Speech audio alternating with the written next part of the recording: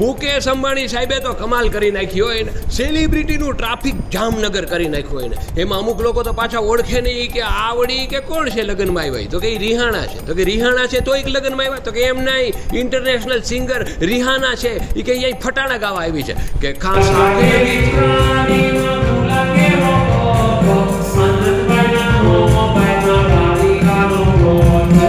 ગોટો વળી ગયા. ઓલા બધા થાળીઓ લઈને રખડે છે, વરાળ્યું એટલું બધું ખાધું, બધી બાજુથી વરાળું કાઢે છે.